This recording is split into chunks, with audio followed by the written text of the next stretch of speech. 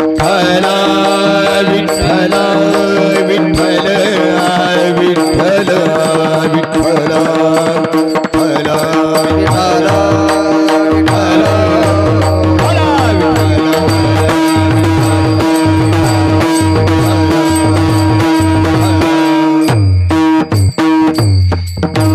प्रथम नमन करू गणनाथा उमाशंकराची आसुता चरणावरी ठेवून माथा साष्टांगाता दंडवत दुसरी बंधू सारजा जे चतुराननाची आत्मजा वाक्षिती पाविजय सहजा तया नमन माझे दंडवत आता बंधू देव ब्राह्मण ज्याचे निपुण्य पावन होते श्रोतयन तया नमन माझे दंडवत आता बंधू साधू सज्जन रात्रंदिन हरीचे ध्यान विठ्ठल नाम उच्चारिती जन तया नमन माझे दंडवत ऐशे नमन करुणी सकळा हरिकथा बोले बबडिया बोला आज्ञान म्हणून या पुल्या बाळा चालवी सकळा नामा म्हणे महायोग पीठे तटे भीमरत्यं वरं पुंडरीकाय दातुं मुनीन्द्रे समागत्य तिष्ठन्तं आनन्दकन्दं परब्रह्मलिङ्गं भजे पाण्डुरङ्गं पाण्डुरङ्गकारो प्रथम नमः पाण्डुरङ्गकारो प्रथम नमः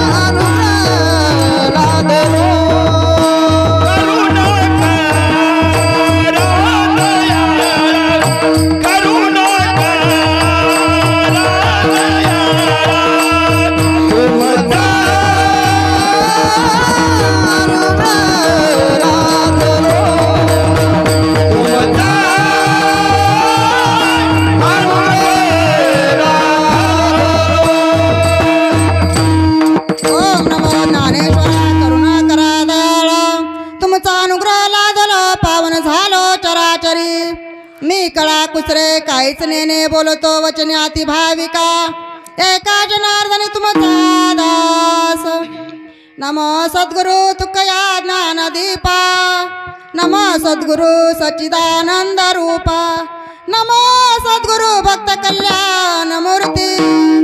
नम सद्गुरु भास्करा पूर्ण कीर्ती मस्तक हे पायावरी या वारकरी संतांच्या हे जटाटवी गलत जलत प्रभाव पावित स्थले गलेवलंब लंबितांबुजंग तुंग मालिकं डबक नमक नमक नमक निनाद वटु मार्यवं चकार चंड तांडवं तनु तुनक शिवक शिवं शिवं शिवं ओम नमः शिवाय ओम नमः शिवाय ओम नमः शिवाय ओम नमः शिवाय ओम नमः शिवाय ओम नमः शिवाय हे चिदान देगा देवा तुझा विसर न व्हावा गुण गायना वडीची माझी सर्व जोडी न लगे मुक्ती धन संपदा संत संग देई सदा गुण गायना वडीची माझी सर्व जोडी तुका म्हणे गर्भवासी सुखी घालावे आमासी गुण गायना वडीची माझी सर्व जोडी विठ्ठल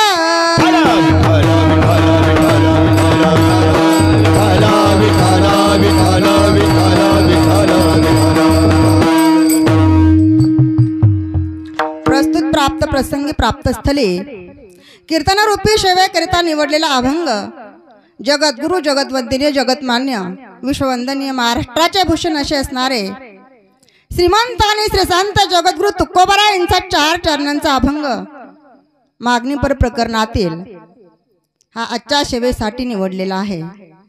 अभंगाला सुरुवात करण्यात तत्पूर्वी थोडासा परिहार देणं म्हणजे वारकरी संप्रदायाच्या नियमानुसार गरजेचं आहे। ते म्हणजे असे महाशिवरात्री निमित्त अखंड हरिनाम सप्ताह श्री हरिभक्तपरायण महंत डॉक्टर नामदेव महाराज शास्त्री यांच्या आशीर्वादाने श्री हरिभक्तपरायण महंत पांडुरंग महाराज गुरु रामदास महाराज श्री क्षेत्र डोंगरेश्वर संस्थान करंजवन यांच्या अध्यक्षतेखाली तसेच श्री हरिभक्तपरायण मृदुंग विशारद संतोष महाराज मिसाळ विठ्ठल वारकरी शिक्षण संस्था पाडळी फाटा यांच्या कुशल मार्गदर्शनाखाली आजचा हा या ठिकाणी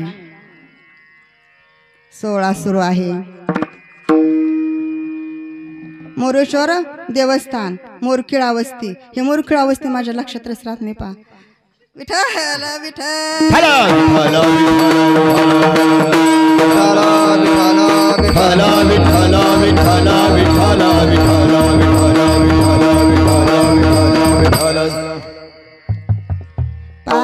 आजचा हा अभंग जगद्गुरु तुकोबरायांचा आहे आणि 7 दिवसाचा सप्ताह असला 3 दिवसाचा असला तरी आदल्या दिवशी मागणीपर जागराची ही सेवा म्हणून हाच अभंग घ्यावा लागतो। आज महाशिवरात्र आहे तरीही आपल्याला हाच अभंग घ्यावा लागतो। मी थोडीशी कथा नंतर सांगणारच आहे पण जगद्गुरु तुकोबरायांचा हा अभंग आपल्या सेवेसाठी निवडलेला आहे आणि आजची शिवरात्र महाशिवरात्र म्हणजे मोठी शिवरात्र आजचा हा पर्वकाल म्हणजे फार मोठा आहे आणि या सेवेसाठी आज सर्वच पंचक्रोशीतील सर्वच्या ठिकाणी उपस्थित आहेत।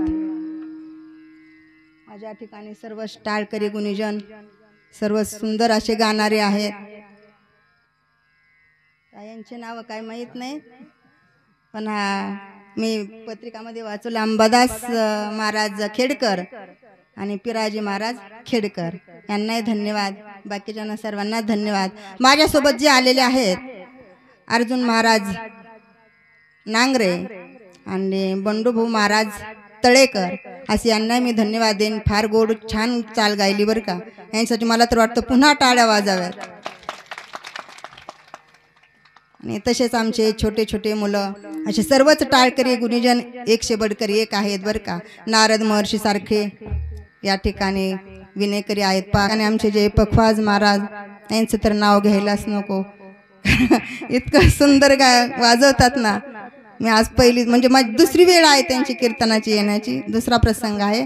फार गोड करतात गाय म्हणजे वाजवतातही कीर्तनही गोड करतात प्रवचनही गोड करतात आणि असे जे मुलं शिकवतात ते खूप छान असे शिकवतात आणि यांचा असा कारखाना आहे बरं का की जसे आपण एखादा कारखाना जर काढला त्या कारखान्यातून आपण काय करतो काही पण बनवून बाहेर टाकतो तशी यांच्या कारखान्यामध्ये हे मुलं घडवल्या जातात। सुंदर असे कीर्तनकार बनवतात. तसेच कारण या ठिकाणी जवळच आपलं भगवान महाराजांचं भगवानगड आहे, तोही असाच मोठा कारखाना आहे, तोही असाच मोठा कारखाना आहे आणि तेही तेथेही अशीच मुलं तयार होतात. आणि या ठिकाणी सर्व श्रोते पंचक्रोशीतील सर्वच या ठिकाणी आलेले आहेत. सर्वांना धन्यवाद, सर्वांना नतमस्तक. आणि पहा आमचे यूट्यूबवाले जे आहेत निगमानंद यूट्यूबवाले, एकातून एक गेला खाली राहिला शून्य, एकातून एक गेला खाली राहिला शून्य. आणि आमचे निगमानंद महाराजांचे यूट्यूबवाले आहेत, हेच माझे पुण्य.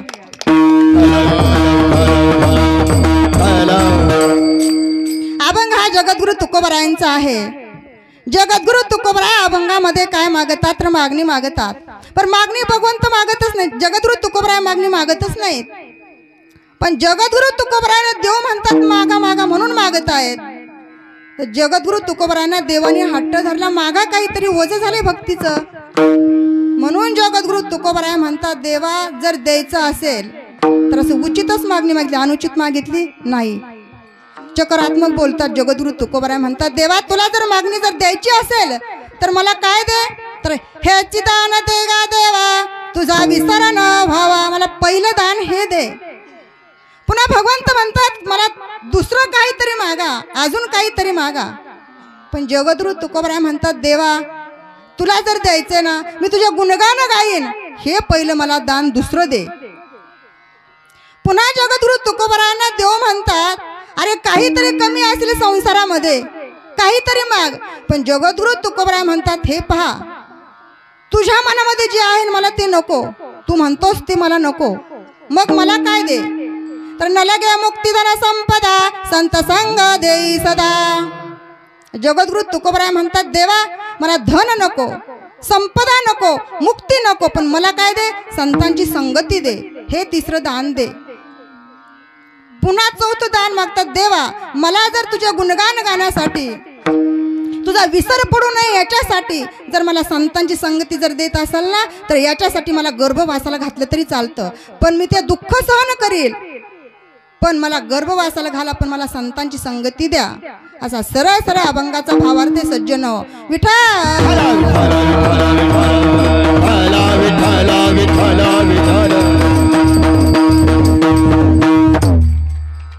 जगद्गुरु तुकोबरायांच्या मागणीत संतांच्या मागणीत आपल्या मागणीमध्ये किती फरक आहे. जगद्गुरु तुकोबराय जर देवाकडे जर गेले तर काय मागायचे, आपण जर देवाकडे गेलो तर काय मागतो. जगद्गुरु तुकोबराय देवाकडे जर गेले तर देवालाच मागायचे, आपण जर जीव जर देवाकडे जर गेलो तर काय मागतो, सगळे नाश पावणारं मागतो, नाशिवंत मागतो. बरं जगद्गुरु तुकोबराय गेले तर कोणाकडे, देवाकडे जायचे. तुम्ही आम्ही देवाकडेच जातो, पण देवाला काय मागतो, देवा सुखी ठेव, मला असं कर तसं कर. आमची महिला मंडळ जर मंदिरात जर गेली ना महाराज काय काय मागतील सांगूच नका, खूप काही मागतात. काय काय मागतात ग, सगळंच मागतात, जे संसारातलं जे नाही ते मागून टाकतात. पण जगद्गुरु तुकोबराय देवाकडे जर गेले तर ते मागताना कुणाला मागायचे. बरं गरीबाने जर श्रीमंताकडे जर गेलं तर तो देऊ शकतो, पण श्रीमंत जर गरीबाकडे गेले तर तो देऊ शकतो का, नाही देऊ शकत. मग जगद्गुरु तुकोबराय कोणाकडे जायचे, त्यांच्यापेक्षा श्रीमंत मग कोण आहे. म्या बोलविला वेदू बोले, म्या चालविला सूर्य चाले, म्या हलविला प्राण हले जगात चाळीता तुझी Yeah.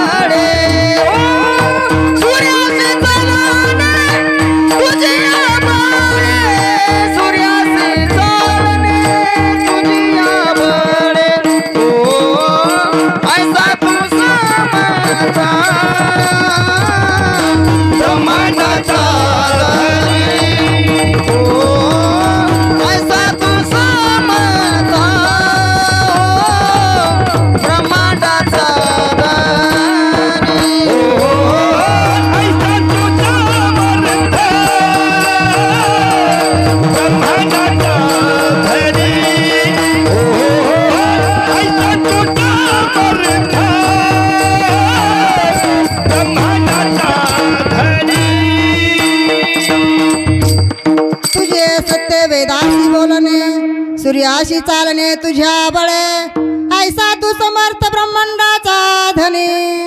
अशाकडे जगद्गुरु तुकोबराय जायचे.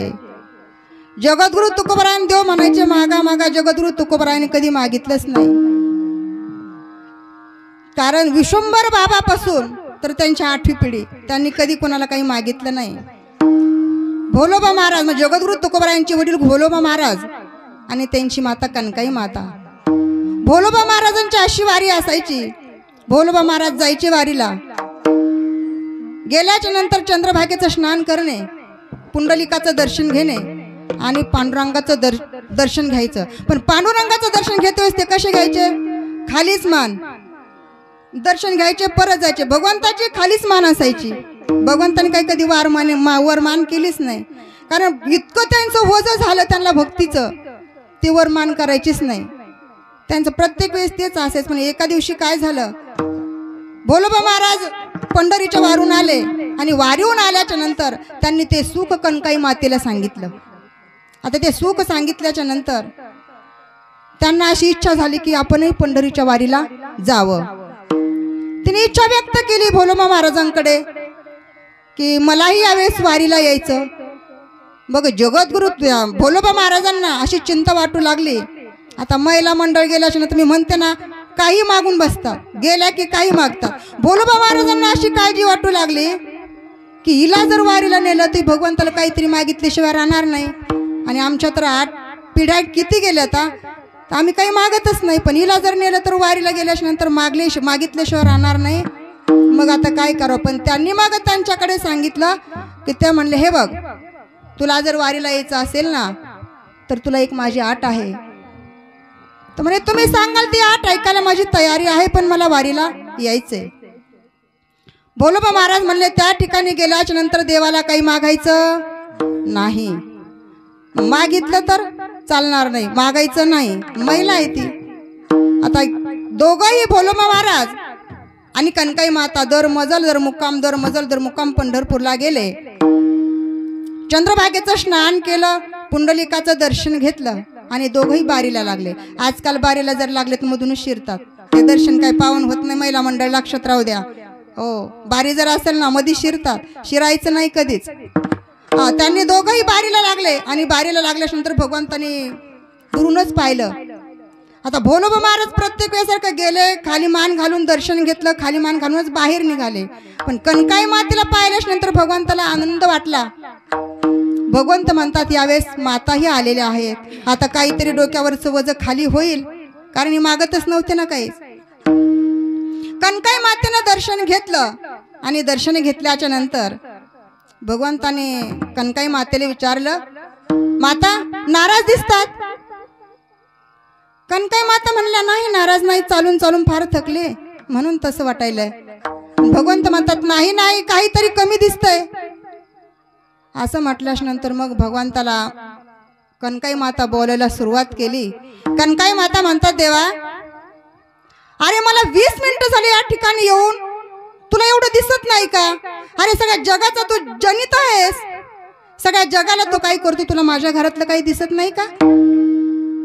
कनकाई माता रागवून बोलायला लागले. कारण अधिकार जिथे तिथं माणूस बोलतो बरं का, हक्काने.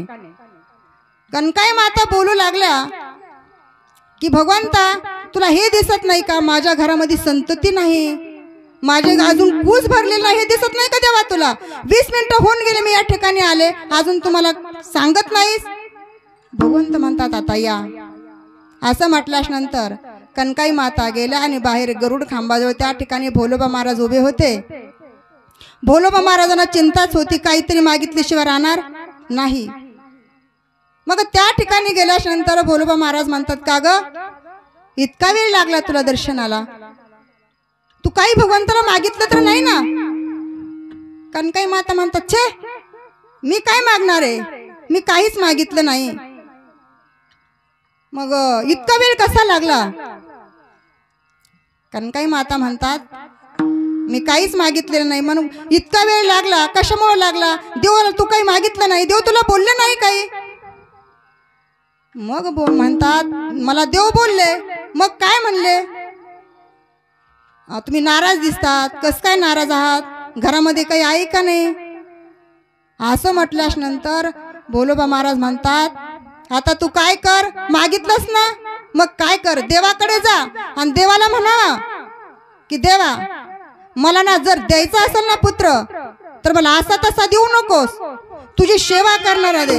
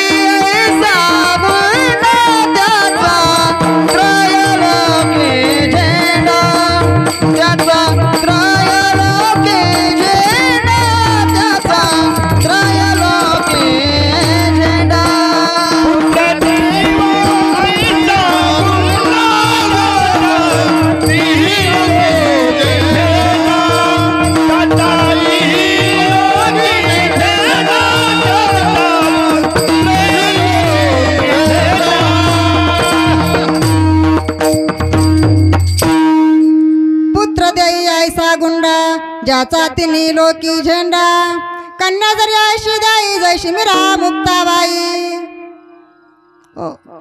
कनकाई माता गेल्या आणि भगवंताला तसं म्हणू लागल्या, कारण महिला जर गेल्या ना याच्यामुळे पुरुष कुठंच नेत नाहीत महिलांना बरं का. कुठं गेल्या का कुठं त्यांचं ते मागितल्याशिवाय राहणंच नाही. कुठं बी कोणी जर म्हणलं ना भाऊ मला यायचं तर बाय माणसाला न्यायला गडी माणसं भीतेतच. का भीतात? कुठं जर गेलं ना त्यांना म्हणलं ना कोपऱ्यात बस, कोपऱ्यात बसणार नाही, सगळ्याची पुढे जातील आणि मागत बसतील काही पण, म्हणून त्यांनी येत नाहीत. लक्षात ठेवा बरं का. हा विठ्ठल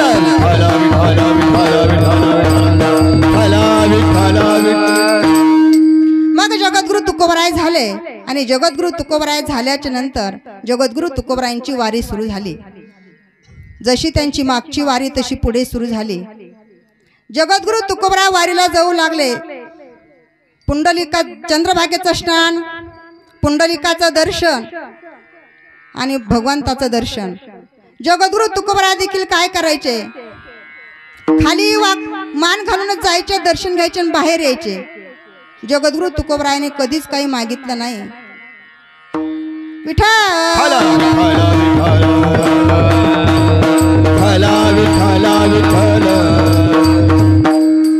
जगद्गुरु तुकोबरायांना देव म्हणतात काहीतरी मागा. जगद्गुरु तुकोबराय काहीच मागत नाहीत.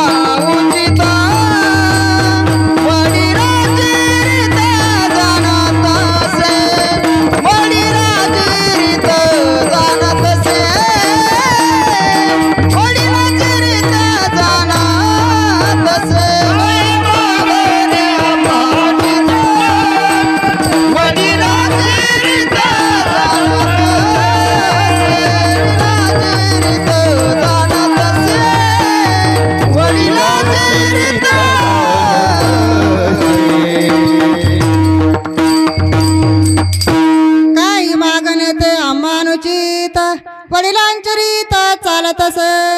जगद्गुरु तुकोबराय म्हणतात देवा अरे वेडा बिडा झालंस की काय, तुला काही कळतं की नाही? आमच्या पिढीनं पार आला, मी कधी मागतच नाही देवाला काहीच, आणि तू म्हणतो माग माग माग, मला काहीच नको. पण जगद्गुरु तुकोबारांना देव म्हणतात. आता देव काय म्हणतात, आता धाडस केलंच पाहिजे, काहीतरी दिलंच पाहिजे, कारण ओझं झालंय खूप भक्तीचं. एखाद्याची घरी जर आपण 2 वेळा जेवून आलो ना, तिसऱ्या वेळेस जावं वाटत नाही, तिसऱ्या वेळेस वाटतं खूप ओझं झालं, नको. भगवंताने तर त्यांच्या तर इतक्या पिढ्या गेल्यात तरी काहीच मागितलं नाही. पण देव म्हणतात आता धाडस केलंच पाहिजे, मागितलंच पाहिजे, म्हणलंच पाहिजे. जगद्गुरु तुकोबारांना काहीतरी मागा, काहीतरी मागा. जगद्गुरु तुकोबारा मागत नाहीत, पण मागायचं तर देव म्हणतात. प्रथम चरणामध्ये सांगतात, हे दान दे का देवा, हे दान दे का देवा, हे दान दे का देवा, हे दान दे का देवा, हे दान दे का देवा, हे दान दे का देवा, हे दान दे का देवा, हे दान दे का देवा. तुझा विसरण व्हावा, तुझा विसरण व्हावा, पुन्हा गाईन आवडी, पुन्हा गाईन आवडी. तुझा विसरण व्हावा, तुझा विसरण व्हावा, पुन्हा गाईन आवडी, पुन्हा गाईन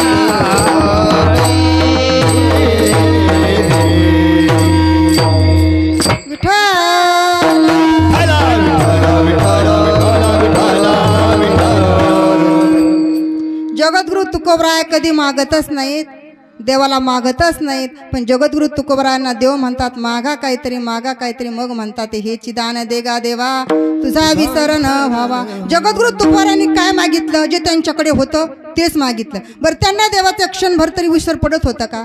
मागायचं जर असेल ना तर संताकडून मागणे शिकलं पाहिजे. काय मागावं, काय नाही मागावं, आपण संताकडून शिकलं पाहिजे मागणं. जगद्गुरु तुकोबराने एक क्षणभरही देवाचा विसर पडत नव्हता. जागृती स्वप्नी पांडुरंग, पांडुरंग ध्याने पांडुरंग मने, जागृती स्वप्ने पांडुरंग. ते विरहामध्ये भगवंताला असे बोलायचे, विरहामध्ये गायन करायचे. जगद्गुरु तुकोबरा विरहामध्ये फार इतकं गोड असे. गवळणीमध्ये आलेले पहा, कन्हैया रे, कन्हैया रे, कन्हैया रे, जगदेची कन्हैया रे, कन्हैया रे, कन्हैया रे,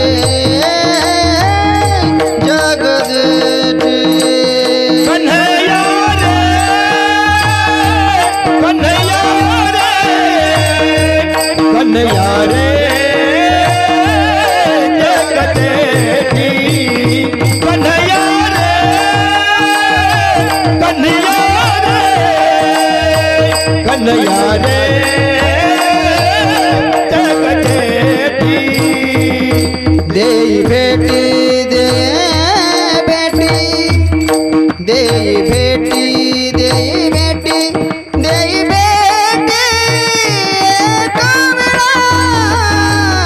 कन्हैया रे, कन्हैया रे, कन्हैया रे, जगदेवी कन्हैया रे, कन्हैया रे, कन्हैया रे, जगदेवी कन्हैया रे, कन्हैया रे, कन्हैया रे, जगदेवी कन्हैया रे,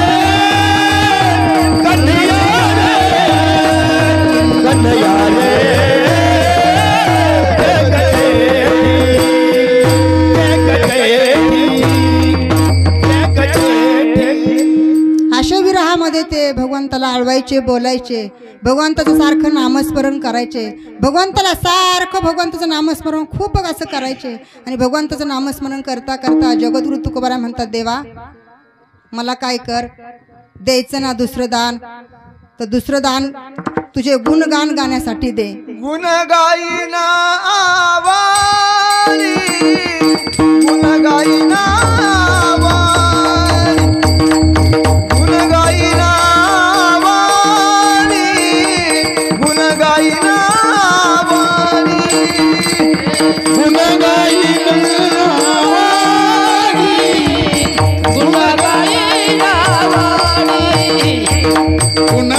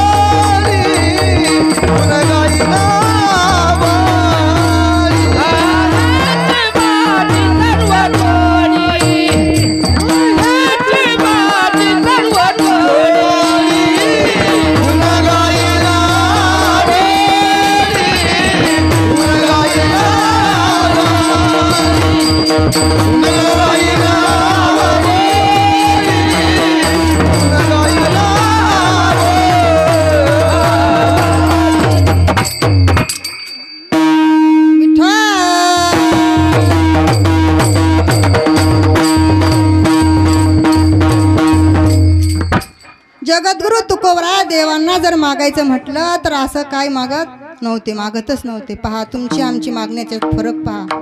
महिला मंडळ आता लक्षात ठेवा बरं का. मी जे सांगणार आहे तुम्हाला दृष्टांत तुमच्यासाठी सांगणार आहे, लक्षात ठेवा.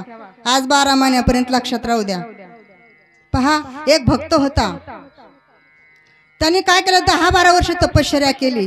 आणि 10-12 वर्ष तपश्चर्या केल्यानंतर भगवंत प्रसन्न झाले. कारण मोरेश्वर भगवान परमात्मा फार प्रसन्न होतात. आणि भगवंत काय करतात, थोडीशी भक्ती घेतात आणि थोड्या भक्तीवर प्रसन्न होतात. भोले महाराजांना जास्त भक्ती लागत नाही, एक बिल्वपत्र आणि पसाभर पाणी एवढ्यात प्रसन्न असतात. भगवंत प्रसन्न झाले. आता प्रसन्न झाल्यानंतर 10-12 वर्ष तपश्चर्या केली. आणि 10-12 वर्ष तपश्चर्या केल्यानंतर भोलेनाथ प्रसन्न झाले आणि म्हणले, हे बघ तुला काय मागायचं तर मागून घे.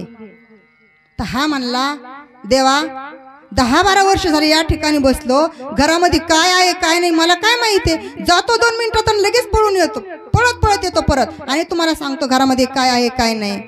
देव म्हणले, अरे वेड्या 10-12 वर्ष तपश्चर्या केली आणि 10-12 वर्षाच्या नंतर 5 मिनिटासाठी मी तुला प्रसन्न झालो आणि तू म्हणतो घरी जाऊन येतो, तेवढा मला वेळ आहे का? 12 वर्ष तपश्चर्या केली तेव्हा 5 मिनिटासाठी प्रसन्न झालो.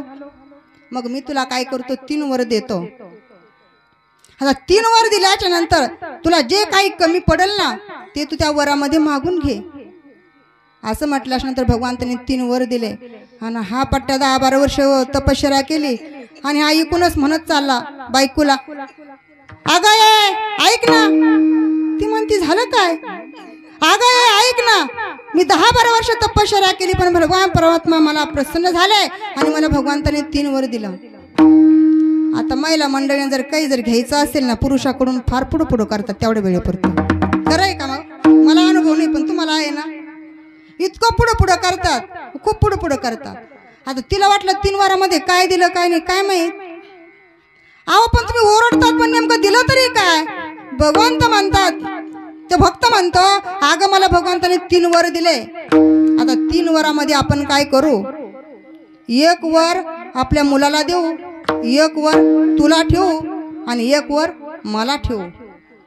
असं म्हटल्यानंतर आता त्या बाईला काय मागावं आणि काय नाही मागावं. त्या बाईला 1 वर दिला ना महाराज. त्या बाईने भगवंताकडून, ती जरा कुरूप होती दिसायला, त्या बाईने भगवंताकडून इतकं सुंदर रूप घेतलं. ती म्हणली, जगामध्ये असं कुणाचंच रूप नसेल, असं मला रूप दे. असं त्या बाईला रूप दिलं भगवंताने. सुंदर अशी ती बनली. आणि सुंदर बनल्याच्या नंतर महाराज घरातली कामं सगळी केली तिने.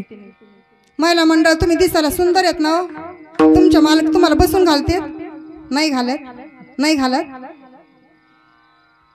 सुंदर असल्यामुळे तिने घरातली सगळी कामं केली आणि कामं केल्यानंतर बाहेर ओसरीमध्ये धुणं भांडी करायला बसली. पहिल्या काळामध्ये काय असायचं, राजे लोक आहेत ना तर ते प्रदक्षिणा घालण्यासाठी निघायचे गावामध्ये घोड्यावर बसून, नगर प्रदक्षिणा. ते गावामध्ये असे फिरायला निघाले आणि फिरायला निघाल्याच्या नंतर ती दारामध्ये बाई पाहिली. आता दारामध्ये बाई पाहिली तो राजा म्हणतो, या गावामध्ये मी अशी बाई पाहिलीच नाही कुठंच, कुठून आली, मी रोज जातो ये तुम्हाला दिसतच नाही, पण आज कुठून दिसते ही बाई, इतकी सुंदर आहे. आता एवढी सुंदर बाई म्हटल्यानंतर त्याला वाटलं ही बाई मला पाहिजे. घरी गेला आणि सेवकाला म्हणला, हे बघा सैनिकांनो मला ती बाई पाहिजे. आता तसं म्हटल्यानंतर राजा बोलून दल हाल त्या ठिकाणी काय कमी आहे. सैनिक त्या राजासोबत गेले आणि त्या बाईला घोड्यावर बसून घेऊन जायला लागले. ती बाई ओरडायला लागली, कोणीच ऐकायला नाही लागलं.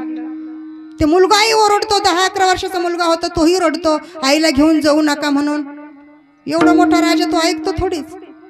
त्या बाईला घेऊन गेला आणि घेऊन गेल्याच्या नंतर तो मुलगा रडायला लागला. पण त्या मुलाच्या लक्षात आलं बाबांनी मलाही एक वर दिलेला आहे. मग त्या वरामध्ये काय केलं त्या मुलाने, तो भगवंताला म्हणतो, देवा आता तू काय कर, त्या वरामध्ये माझ्याकडे जो वर आहे ना त्याच्यामध्ये काय कर, तर त्या वरामध्ये माझ्या आईला गाढव बनव. काय बनव, गाढव बनव.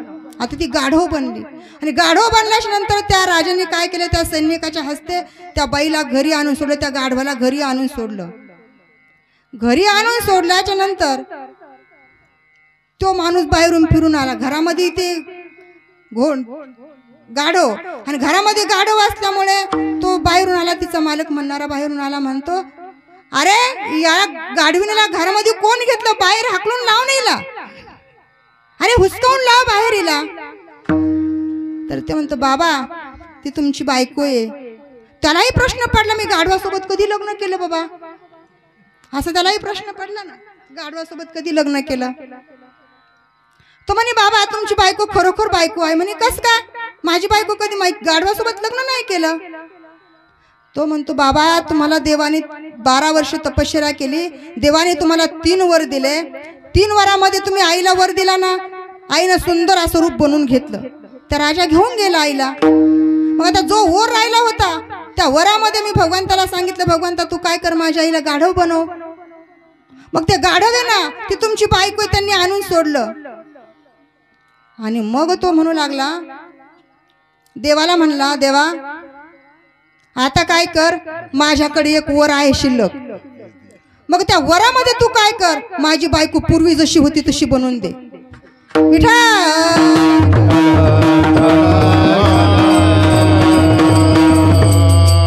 यासाठी आपण ना काय मागावं काय नाही मागावं हे आपल्याला समजत नाही. मग यासाठी आपण संतांना वकील म्हणून घेतलं पाहिजे. काय घेतलं पाहिजे, वकील म्हणून घेतलं पाहिजे. जसं आपल्याला कोर्टातला जर निकाल लावायचा असेल तर आपण वकिलाला सांगतो आणि त्यांच्या मार्फत आपण लावून घेतो. त्याप्रमाणे आपल्याला जर जायचं असेल तर आपण संतांकडे जावं. संतांची काय मागणी आहे, ते कसे मागतात हे आपण त्यांना वकील म्हणून घ्यावं. का इहलोकापासून तर ब्रह्मलोकापर्यंत जाण्यासाठी आपण संतांचा उपयोग केला पाहिजे. आणि आपल्याला जर जायचं म्हणत, कारण आपण भगवानगडाच्या पायथ्याशीच आहेत, आपल्याला कोर्ट लांब नाही. आता शास्त्रीजी म्हटल्यानंतर त्या ठिकाणी काय कमी आहे आपल्याला, कारण असे गुरुवरी आपल्याला लाभणारही नाही. माझे भीमशिव महाराज गुरु आहेत बरं का, कारण मी भगवानगडाचीच आहे आणि आमच्या पायथ्याशीच जवळच आहे. असे असणारे भगवानगड हे म्हणजे माझे खूप हृदयातलं घर आहे बरं का. आणि आपल्याला जर जायचं असेल तर अशा संतांकडे जावं माणसाने. आणि आपल्याला जर मागायचं असेल तर आपल्याला मागणं काय कळत नाही. संतांकडे आपण जर गेलो तर आपल्याला मागणी मागितल्यानंतर ते दिल्याशिवाय राहत नाही. हा मला अनुभव आहे भीमसिंह महाराजांचा. कारण तुम्हाला खरं सांगायचं म्हणजे आलं म्हणून सांगते. ज्यावेळेस 96 साली मी त्या ठिकाणी गेले ना, त्यावेळेस माझं असं मत असायचं मला आळंदीला जायचं, बालपणापासूनचा हा छंद. पण मला बाबांनी काय सांगितलं, महाराज की बाळ तू कुठंच जाऊ नको, घरात बसल्या बसल्या तुला जे भेटेल ते भेटून जाईल, जे म्हणशील ते. तेव्हापासून माझा असा विश्वास आहे का 30 वर्ष मी त्याच्यावर विश्वासून बसले की बाबा मला म्हणले घरात बसल्या बसल्या काहीतरी मिळणार आहे, मग आज ना उद्या मिळेलच. तर आजपर्यंत मी तपश्चर्या केली तेव्हा मला भगवंताने आज हे कुठेतरी मला त्यांच्या आशीर्वादाने प्राप्त झालं.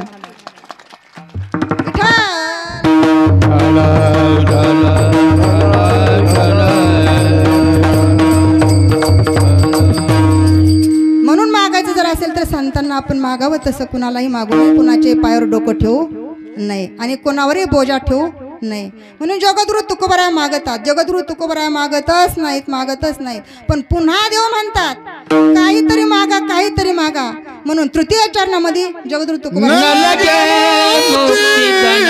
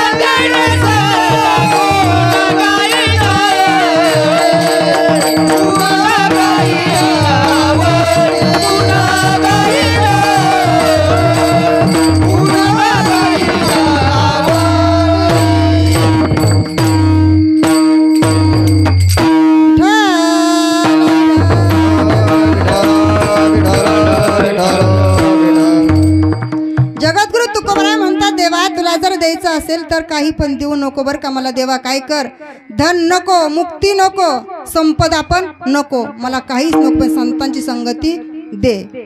जगद्गुरु तुकोबराय मागताना संतांना संतांची संगती मागतात. मग संतांच्या संगतीमध्ये होतं काय? संतांच्या संगतीमध्ये गेल्याच्या नंतर परिवर्तन होतं. काय परिवर्तन होतं? माणूस जसा वागतो तसा वागत नाही. मग माणूस कसा वागतो? जगद्गुरु तुकोबराय फार असा गोड अभंग म्हणतात, एका अभंगामध्ये सांगितलेला आहे, कारण त्याने 4 त्याच्यामध्ये प्रमाण दिले, दृष्टांत दिलेले आहे ते 4. जगद्गुरु तुकोबराय म्हणतात, हे आम्ही बिघडलो तुम्ही बिघडा ना, आम्ही बिघडलो तुम्ही बिघडा ना, आम्ही बिघडलो तुम्ही बिघडा ना, आम्ही बिघडलो तुम्ही बिघडा ना, आम्ही बिघडलो तुम्ही बिघडा ना, आम्ही बिघडलो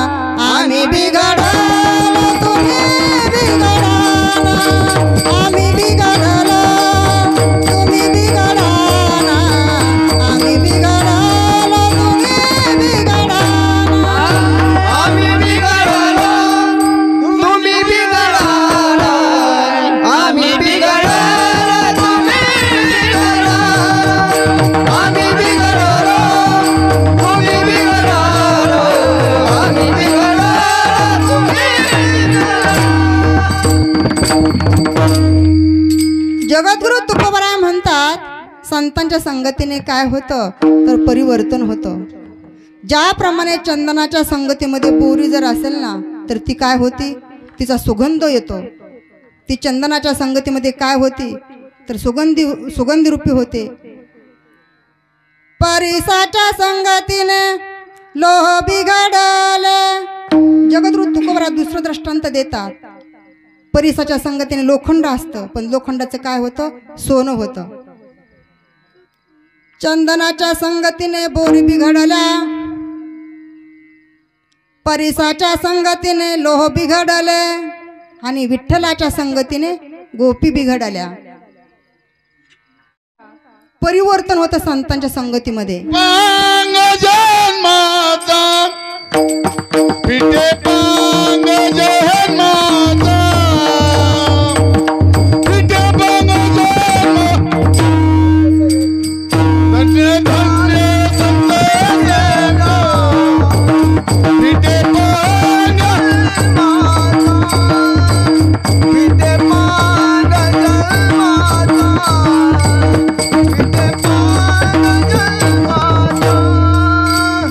धन्य धन्य संत संग पिठे पांग जन्माचा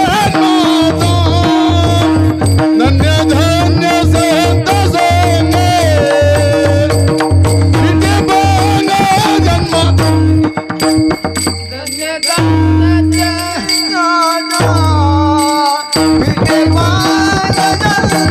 जन्माचा पिठे पांग जन्माचा पिठे पांग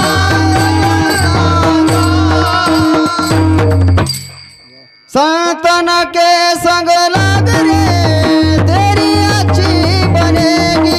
संतन के संग लाग रे तेरी अच्छी बनेगी.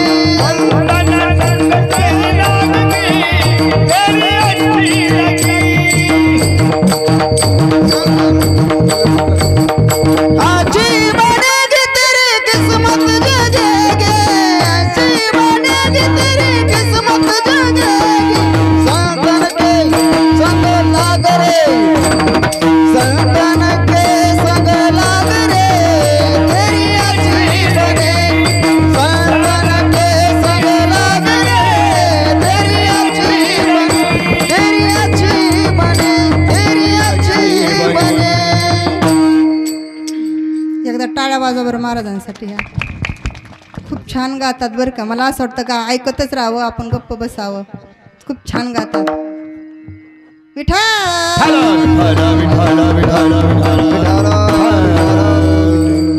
जगद्गुरु तुकोबराय म्हणतात संतांच्या संगतीमध्ये परिवर्तन होतं माणसाचं. म्हणून संतांच्या संगतीमध्ये राहावं. कारण त्या जशा चंदनाच्या संगतीमध्ये काय होतं, सुगंधरूपी झाल्या तैसे तुम्ही व्हाना. त्याप्रमाणे जर संतांच्या संगतीमध्ये जर गेलं तर आपल्याला परिवर्तन जर झालं तर संतांच्या संगतीमध्ये पुन्हा काय होतं, संतांच्या संगतीमध्ये पुन्हा उद्धार होतो. काय होतो, पुन्हा उद्धार होतो. संतांच्या संगतीमध्ये जर राहिलं तर पुन्हा उद्धार होतो. पुन्हा जगद्गुरु तुकोबराय म्हणतात संतांच्या संगतीमध्ये जर राहिलं तर 3 प्रकारचं जागवतात संत आपल्याला. किती प्रकारचं, किती प्रकारचं महिलांनो. आम्ही फक्त उभा राहून आडून आडून मिळलो पण तुम्ही मात्र शांत बसायचं. देव आपल्याला जगवतो. संत जागवतात आणि सर्वसामान्य जीव जगतो. काय, देव आपल्याला जगवतो, संत जागवतात, सर्वसामान्य जीव जगतो. मग देव आपल्याला जागवतात. संत देवालाही जागवतात. संत देवालाही जागवतात. कारण प्रमाण आलेले काकड्यामध्ये पहा. उठे पांडुरंगात दर्शन दास कळा. झाला अरुणोदय सरले निद्रेची वेळा. झाला अरुणोदय सरले निद्रेची वेळा. उठा पांडुरंगात दर्शन दास कळा. झाला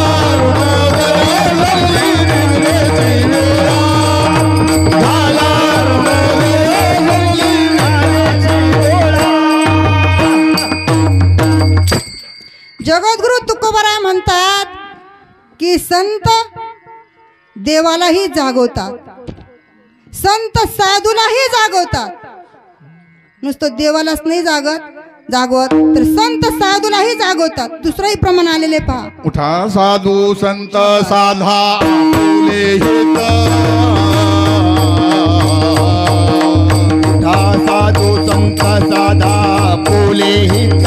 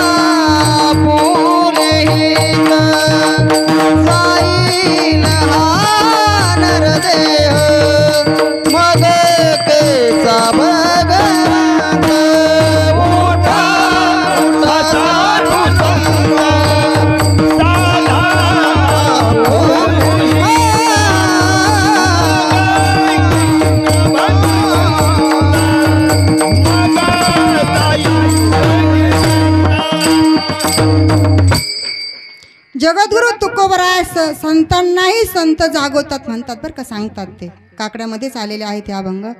म्हणजे देवालाही संत जागवतात, साधू संतालाही संत जागवतात आणि सर्वसामान्य जीवालाही संत जागवतात. जागा रे जागा रे जागा रे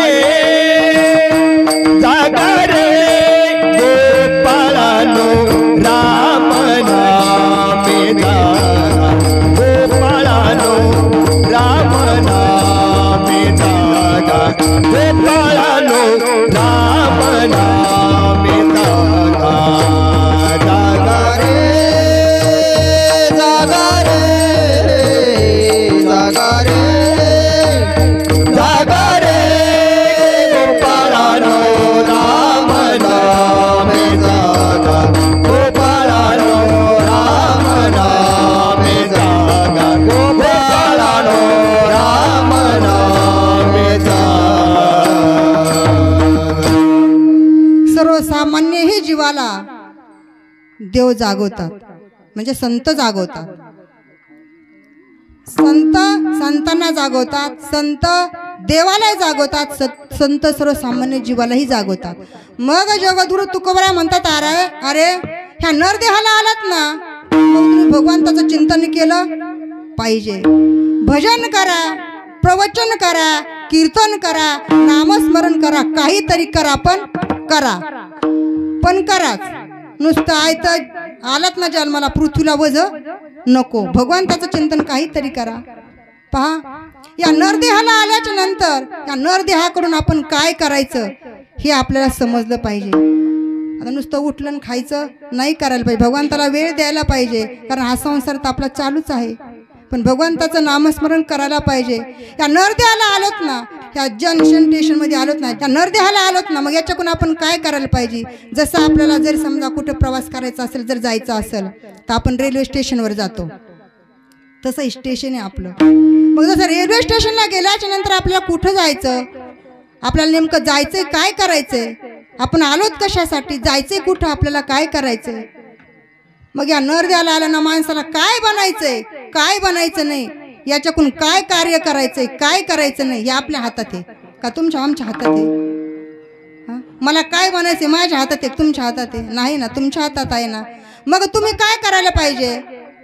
मग या नरदेहाला आल्यानंतर भगवंताचं नामस्मरण करावं, भगवंताचं चिंतन करावं आणि आपल्याला ज्या मार्गाने जायचं त्या मार्गे जा. आपण कोणत्या, जर समजा आपल्याला बीडला जायचं असेल तर आपण नगरची गाडी धरू का, नाही ना धरणार, बरोबर बीडची धरणार ना. मग या नरदेहाला आल्याच्या नंतर जायचं ना आपल्याला, त्या स्टेशनला जायचं, त्या गावाला जायचं ना. मग तुम्ही भगवंताचं चिंतन करायला पाहिजे. मग तुम्हाला काय बनायचंय, डॉक्टर बनायचंय, इंजिनियर बनायचंय, कलेक्टर बनायचंय, एखादा शिक्षक बनायचंय, एखादा चांगला गृहिणी असणारी एखादी स्त्री बनायचंय, महिला बनायचंय, का कीर्तनकार बनायचंय, काय बनायचंय आपल्या हातामध्ये आहे ना. मग आपण करायला पाहिजे का नाही, करायला पाहिजे ना. भगवंताचं चिंतन आपण करावं ना.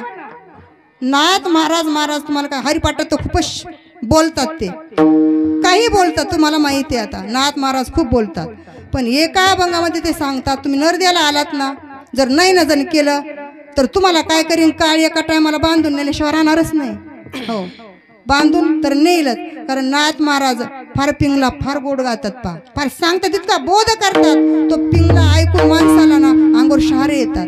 एवढं नाथ महाराज आपल्याला बोलतात पहा. पिंगळा महाद्वारी बोल बोल तो देखा पिंगळा महाद्वारी बोला पिंगळा महाद्वारी पिंगला महाद्वारी हो पिंगळा महाद्वारी बोल बोल तो देखा पिंगळा महाद्वारी पिंगला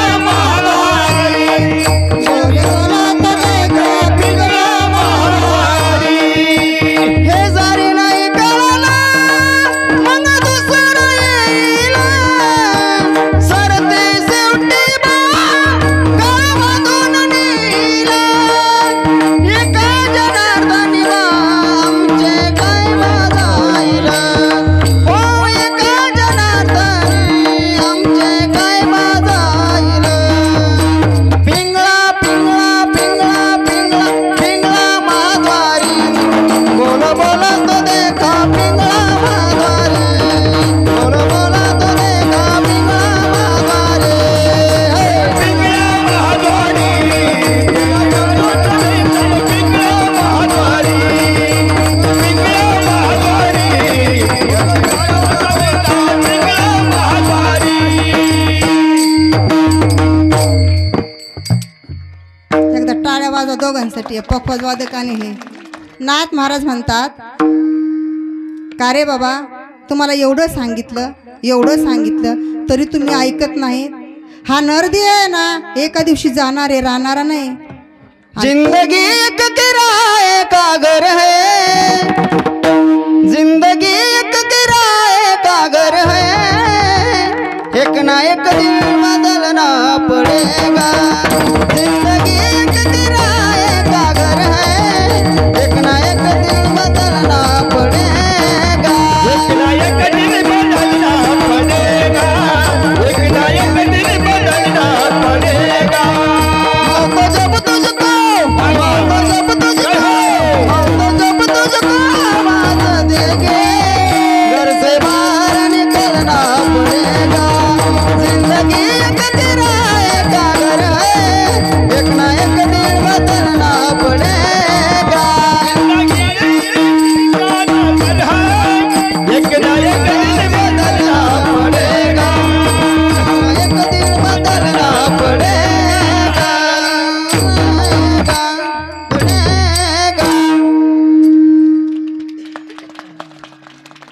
पहा महाराज म्हणतात एका का होईना दिवशी पण जावं लागणार आहे. म्हणून तुम्ही भगवंताचं नामस्मरण करा. कारण भगवद्गीतेत सुद्धा सांगतात भगवंत अर्जुनाला म्हणतात वासांश जीर्णानि यथा विहाय नवानि गृह्णाति नरोपराणि तथा शरीरानि विहाय जीर्णा नन्यानि सयाति नवानि देहि. पहा हा देह कसा आहे, नाशिवंत आहे. हा जाणारा आहे, हा राहणार आहे का? जन्माला आल्यानंतर जाणारच आहे. आयुष्य खातो काळ सावधान, आयुष्य खातो काळ सावधान, आयुष्य खातो काळ सावधान. नाशिवंत देह जाणारे सकळ, आयुष्य खातो काळ सावधान, आयुष्य खातो काळ सावधान, आयुष्य खातो काळ सावधान. नाशिवंत देह जाणार सकळ नाशिवंत देह जाणार सकळ नाशिवंत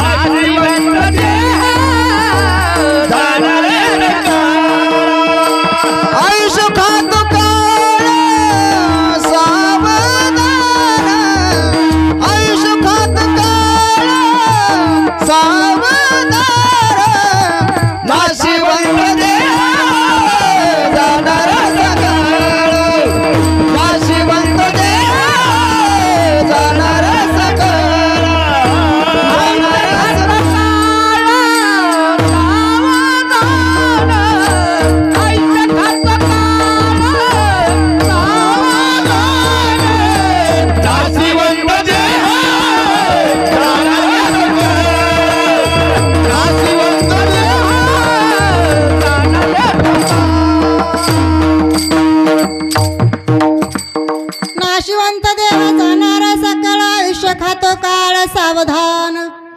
महावैष्णव ज्ञानेश्वर महाराज देखील ते सांगतात. जैशा जीर्ण वस्त्र सांडी जय मग नूतन वेढी जय तैसे दे अंतरी ते स्वीकारी जय. माऊली देखील तेच सांगतात. का नाशिवंत देह हा जाणार आहे, एक ना एक दिवशी जाणार आहे. बाबा रे तुम्ही भगवंताचं चिंतन करा. सगळे संत लोक हेच सांगतात, तुम्ही भगवंताचं चिंतन करा, भगवंताचं चिंतन करा. पण कुणीच ऐकायला तयार नाही महाराज. मग महाराज म्हणतात, नाथ महाराज म्हणतात, जर का तुम्ही जर नाही भगवंताचं चिंतन जर केलं ना मग काय होईल. पुन्हा सांगतात पुनरपि जननम पुनरपि मननम पुनरपि जननी जठरी शयनम या संसारे बहुदुस्तारे कृपया पारे पाय मुरारी भज गोविंदम भज गोविंदम भज गोविंदम मूढमते. मग पुन्हा जन्म पुन्हा मृत्यू, पुन्हा जन्म पुन्हा मृत्यू. हे रहाट गाडगं मात्र आपलं चालणारच आहे, चालूच राहणार आहे. नाही जर भगवंताचं चिंतन जर केलं ना मग काय, पुन्हा गर्भवासाला यायचं, पुन्हा त्या यातना तितक्या सहन करायच्या. यासाठी भगवंताचं चिंतन करायचं. म्हणून तर जगद्गुरु तुकोबा तेच मागतात, तेच मागतात. पुन्हा भगवंत म्हणजे ज्ञानेश्वर महाराजांना पुन्हा तेच सांगतात. ज्ञानेश्वर महाराज आपल्याला म्हणतात, भूय एव महाभाव शृणु मे परममोचा. तू पुन्हा ऐक, पुन्हा ऐक. संत तेच सांगतात, भगवंताचं चिंतन कर, भगवंताचं चिंतन कर. पण आपण काय करत नाहीत. पण भगवंताचे चिंतन करायला पाहिजे. जगद्गुरु तुकोबा तीच मागणी मागतात. हे अच्चिदान दे गा देवा तुझा विसर न व्हावा. म्हणून भगवंताला ते पुन्हा तेच दान मागतात. का देवा तुझा विसर मला होऊ देऊ नको, तुझे गुणगान मी गाईन. हेच पुन्हा ते मागतात, पुन्हा काहीच मागत नाही. म्हणून जगद्गुरु तुकोबा पुन्हा चौथ्या चरणात ते सांगतात,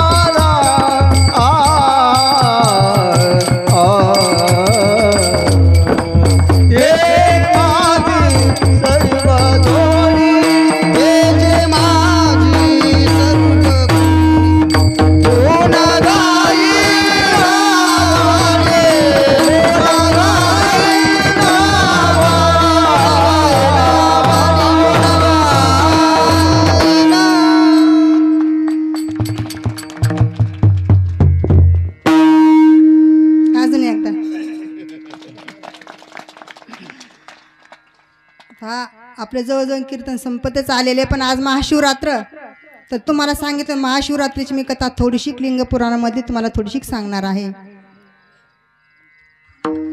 5 मिनिटं घेईन, थोडं जास्त नाही घेणार का? तुम्ही बसून बसून थकलेले दिसतात सगळेच ना. हां, नाही थकलात का? 11 पर्यंत चालू द्यायचं, सकाळच्या 3 वाजेपर्यंत. 3 वाजेपर्यंत चालतं ना. रात्री पण थकलेले असते ना. रात्री आमच्या महाराजांनी इतकं गोड कीर्तन केलं महाराज, खरंच काय सांगावं. एवढसा छोटा मुलं आहे ना, एवढं सगळंच बीज आहे बरं का, पण त्याचा बीज इतकं मोठं होणार आहे ना, असं शोभून दिसणार आहे ते आपल्या कुळाला, असं सुंदर असं आहे. भूमीच्या मार्दव सांगे कोंबाची लवलव, ती भूमीचं काय जमीन कसा पोत आहे ते सांगतं पहा तुम्हाला. खूप सुंदर असं पोत आहे जमिनीचा, ते त्या रूपाने आपल्याला दिसायला लागलं. आपली खान अशी बदलून जाणार आहे आता सगळी पूर्ण. हा, शुद्ध बीजापोटी पिळे रसाळ गोमटी. हा, सुंदर असं छान आहे बरं का. हा, आज महाशिवरात्र असल्यामुळे महाशिवरात्रीची तुम्हाला थोडीशी छोटीशी कथा सांगणार आहे मी. कारण आज भोलेनाथाला खरं पाहू गेलं तर आपण 3 वाजेपर्यंत कीर्तनच चालू द्यायला पाहिजे, कारण 3 वाजेपर्यंत भगवंत सेवा आज करायलाच पाहिजे. हां, म्हणून आज पहा, कैलासामध्ये सांब त्रिपुरारी रत्नजडित मंचकावर बसले होते आणि त्यांच्या वामभागी म्हणजे डाव्या बाजूने माता पार्वती बसलेल्या होत्या. तर माता पार्वतीने त्या दोघी त्या ठिकाणी बसलेले असताना सगळे देव ऋषी त्यांची सेवा करण्यासाठी त्या ठिकाणी उभे होते. देव सगळे उभे होते, संत ऋषी मुनी सगळे उभे होते, त्या ठिकाणी देवही उभे होते. नारद तुंबर गायन करीत होते, गणपती बाप्पा वारा घालायला होते, रिद्धी सिद्धी त्या ठिकाणी उभ्या होत्या. आणि अशा पखवाजाच्या तालावर नामस्मरण भगवंताचं सुरू होतं. तेवढ्यात माता पार्वतीने प्रश्न केला भगवंताला की भगवंता, जेणेकरून तुमच्या चरणाजवळ वास्तव होईल भक्तांचं, जेणेकरून त्यांचा उद्धार होईल आणि ते सुखी होतील, असं काहीतरी एखादा इतिहास सांगा. कोणी सांगितलं? कोणी विचारलं? पार्वती मातेनं भगवंताला विचारलं. भगवंत म्हणले, अगं देवी, असा प्रश्न केलास, हा काय छोटा प्रश्न नाही. मी तुझ्या प्रश्नावर खूप प्रसन्न झालो. तू खूप छान प्रश्न असा केलेला आहेस. पण सांगतो आई, जर का या महाशिवरात्रीच्या दिवशी एक बेल आणि पसाभर पाणी आणि उपवास केला आणि जर माझी सेवा जर केली तर याने माझ्या लोकांमध्ये जागा मिळते, एवढ्याच पुण्याने. असं म्हटल्यास नंतर आता ऐक म्हणे पुढे काय कथा आहे. सोमदत्त नावाचा राजा होता, तो कंचन देशामध्ये राहत होता. एवढा मोठा राजा होता की इंद्राचंही राज्य त्याला कमी पडायचं, एवढा मोठा राजा होता. त्या ठिकाणी रिद्धी सिद्धी पाणी भरत होत्या. एवढा मोठा राजा होता, त्याला 500 बायका होत्या. किती? 500 बायका होत्या. 500 बायकातून 2 प्रतिव्रता होत्या, बाकीच्या सगळ्या जार कर्म करणाऱ्या होत्या. त्या 2 प्रतिव्रता होत्या, बाकीच्या जार कर्म करणारी होत्या.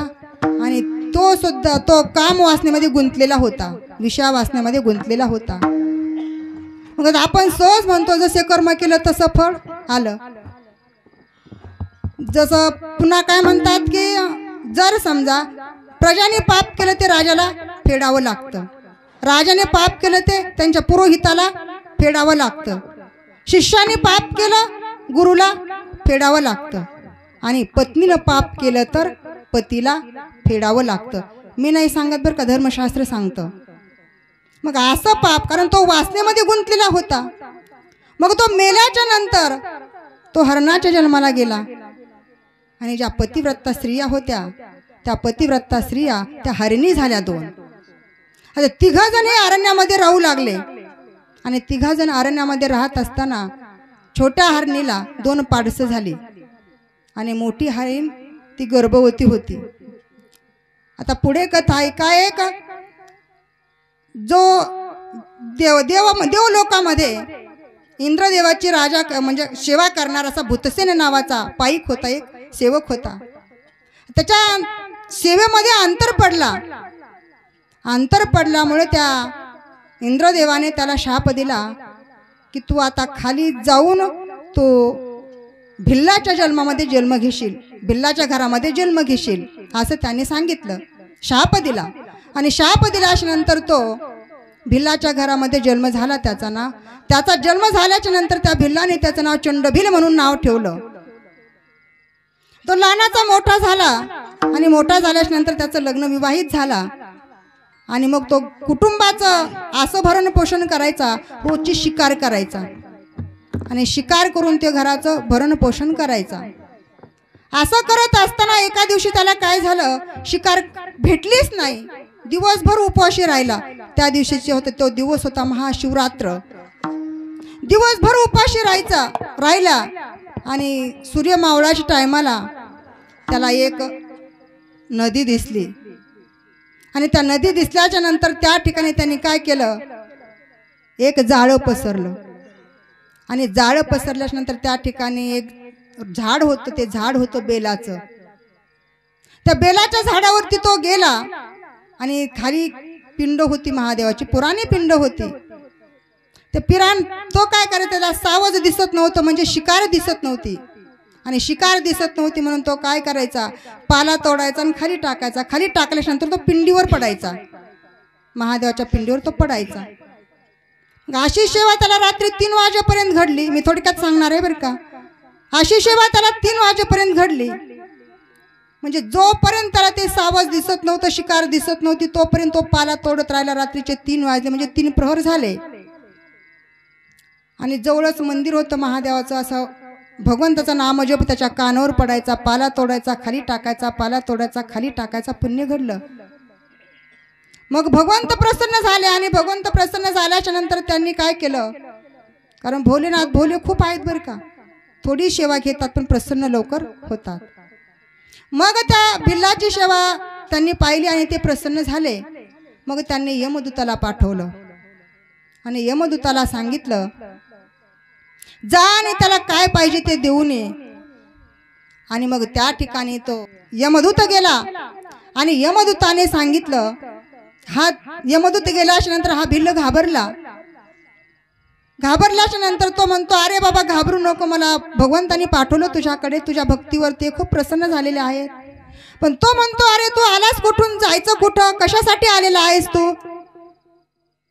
तू देव आहेस, तू दानव आहेस, तू किन्नर आहेस की राक्षस आहेस, तू कोण आहेस, तुला जायचंय कुठं, आलास कशासाठी, असा प्रश्न केल्याच्या नंतर तो यमदूत म्हणतो, अरे देव तुझ्यावर प्रसन्न झाला आणि त्यासाठी तुला काहीतरी वरदान देण्यासाठी मला पाठवलेलं आहे. मग त्याने त्या यमदूताला सांगितलं, मला पशुपक्ष्यांची भाषा समजायला पाहिजे.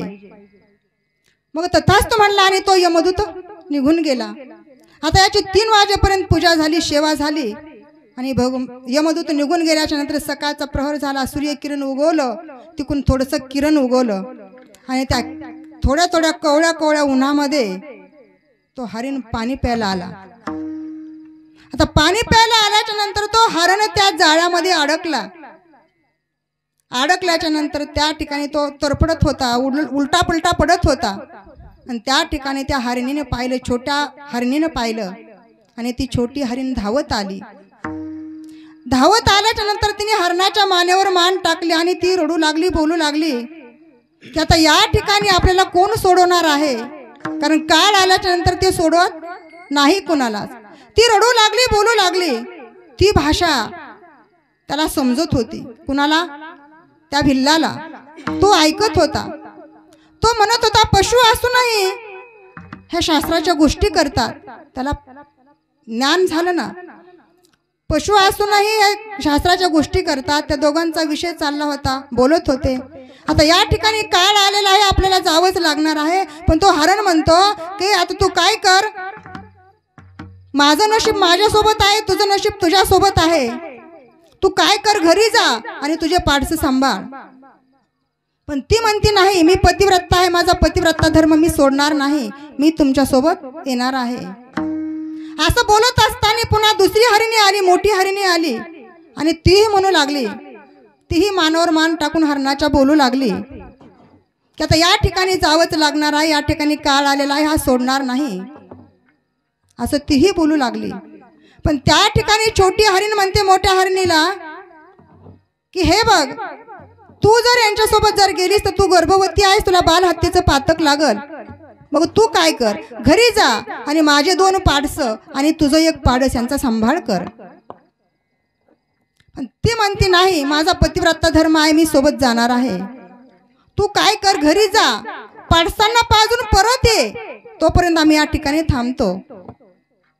असं म्हटल्याच्या नंतर ती हरिण घरी गेली आणि घरी गेल्याच्या नंतर अंकावर म्हणजे मांडीवर घेतलं त्या पाडसांना आणि ती सांगू लागली की बाळांनो, आता काय आहे, तुमचा पिता त्या ठिकाणी तरफडत आहे, आता जाणार आहे, आम्ही पतिव्रता आहोत, आम्ही सोबत जाणार आहोत. या ठिकाणी तुम्ही दोघंजण अनन्य राहा, एकमेकाला प्रेमाने राहा. पण ते म्हणतात की तुम्ही गेल्याच्या नंतर आमचं कोण भरण पोषण करील. तेही त्या पाडसांसोबत, पाडसं त्या हरणीसोबत आले आणि हरणीसोबत आल्याच्या नंतर तेही बोलू लागले की आई बाबांना नेण्यापेक्षा त्यांच्या अगोदर आम्हाला घेऊन जा. ज्याप्रमाणे चिल्या बाळाने अतिथीला भोजन दिलं, त्याप्रमाणे आमचं कोवळं कोवळं जे मांस आहे ते मांस तुम्हाला गोड लागेल, आमचं घ्या. असं म्हटल्याच्या नंतर मग ते म्हणले, सगळेच म्हणू लागले का पाणी पिऊन आल्याच्या नंतर आम्हाला तुम्ही खुशाल आमचा वध करा. मग त्यांनी शब्द वाहिल्या की त्यांनी पारध्याने सांगितलं, तुमचा काय भरोसा आहे, तुम्ही गेल्याच्या नंतर पाणी प्यायला गेल्याच्या नंतर तिकडेच जाताल. मग त्या हरणाने शब्द घेतल्या, तेवढा वेळ नाही आपल्याला सांगायला बरं का. मग हरणाने शब्द घेतल्याच्या नंतर ते हरण पाणी पिऊन परत आले आणि परत आल्याच्या नंतर आता याचा तोपर्यंत बदल झाला ना त्या पारध्याच्या मनामध्ये. आणि ते आल्याच्या नंतर त्यांनी सांगितलं, पशु असूनही किती सत्यत्वाला जागतात, किती सत्य वागतात, किती खरे आहे. तो म्हणला, आता मी तुमचा वध करणार नाही. पण ते हरण म्हणले, आम्ही तुम्हाला वचन दिलेलं आहे, तर तुम्हाला आमचा वध करायला लागेलच, करावाच लागेल. पण तो म्हणला, मी तुमचा वध करणार नाही. पण त्या हरणाने असा विचार केला, आपला 5 जणांचा वध करायचा आहे, मग हा ओझ घेऊन कसा जाईल, ओझ त्याला नेता येणार नाही 5 जणांचं. मग ते म्हणले, आता तुमचं घर या ठिकाणी जवळच असेल, तुमच्या आम्ही घरी येतो, मग त्या ठिकाणी आमचा वध करा. तरीही त्या भिल्लाच्या मनामध्ये वध करण्याची इच्छा नव्हती. मग त्याच्या पाठीमागे 5 जण गेले आणि 5 जण गेल्याच्या नंतर त्या ठिकाणी म्हणू लागले, आमचा वध करा. त्या ठिकाणी त्या भिल्लाने वध केला नाही. पण भगवंताने दिव्य असं विमान पाठवलं आणि त्या विमानामध्ये बसून ते 5 जण दिव्य देह धारण केला आणि दिव्य देह धारण करून त्या विमानामध्ये बसले. ते देवलोकामध्ये गेले आणि ह्या भिल्लाला सांगितलं की आता तू काय झालेला आहेस, पवित्र झालेला आहेस, तुझ्या मन अंतःकरण शुद्ध झालेलं आहे, तुझं पाप जे आहे ते सगळं तू त्याच्यातून मुक्त झालेला आहेस. तू अशीच 12ही महिने सेवा कर आणि पुढच्या वर्षी तुला आम्ही आमच्या लोकांमध्ये घेऊन जाऊ. अशी थोडक्यात मी कथा तुम्हाला सांगितली, जास्त वेळ घेतलेला नाही, कारण सांगायची म्हटलं तर आपली रात्रभरही कथा तीच चालणार आहे. म्हणून जगद्गुरु तुकोबरा या ठिकाणी हेच मागतात की मला हेच दान दे, तुझा विसर होऊ नये, तुझे गुणगान मी गाईन आणि मला गर्भवासाला घातलं तरी ते दुःख मी सहन करील. असे जगद्गुरु तुकोबरा यांची ही मागणी आहे. हे भोळ्या शंकरा, हे भोळ्या शंकरा, आवड तुला बेलाची, बेलाच्या पानाची. हे भोळ्या शंकरा, हे भोळ्या शंकरा, हे भोळ्या शंकरा, भोळ्या शंकरा, भोळ्या शंकरा, भोळ्या शंकरा. फारा ज्योतिर्लिंगामध्ये नाव तुझे रे देवा, 12 ज्योतिर्लिंगामध्ये नाव तुझे रे देवा. गौतम ऋषी मुनीने देवा तुझी